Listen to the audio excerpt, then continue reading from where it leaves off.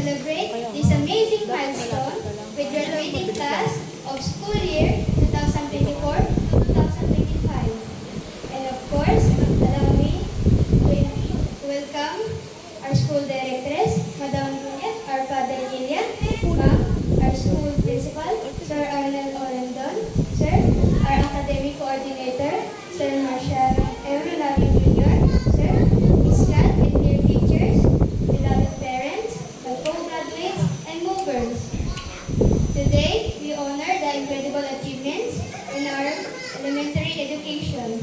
A lot of dedication and hard work have brought us to this momentous event. To all attendees present today to share these special moments, it is my honor and privilege to welcome all of you on behalf of Class 2025. The world is waiting for brilliance. Once again, welcome and good morning.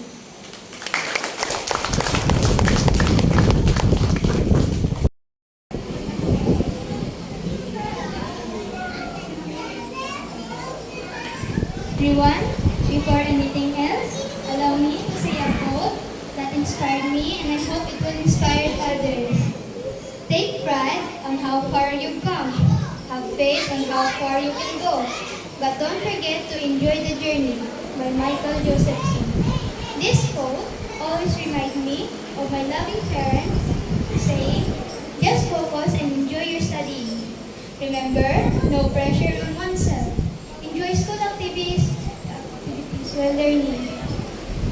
To our second parents, our ever dearest teachers, our class advisor, Teacher Joyce, thank you for your patience you lent us.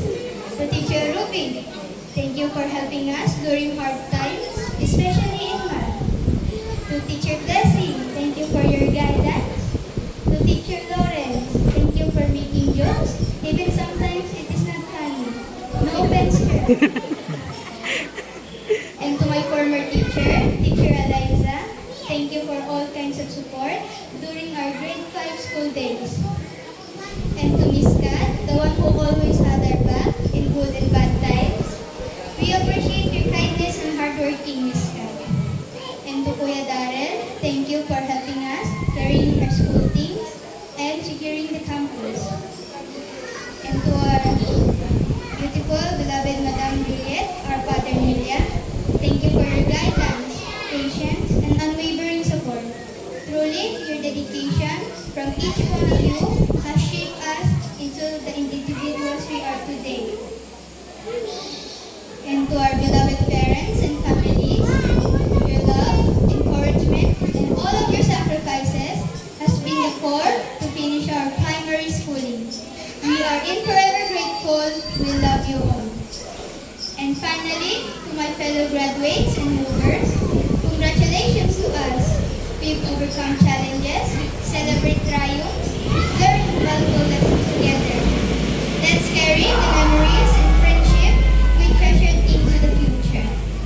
Before I end this message, allow me again to acknowledge our school directress, Madam Juliet, our Father Nilia, our school principal, Sir Arnel Orendon, our academic coordinator, Sir Marshall Eurolario Jr., of all the teachers and faculty members, our beloved school, Our Lady of Guadalupe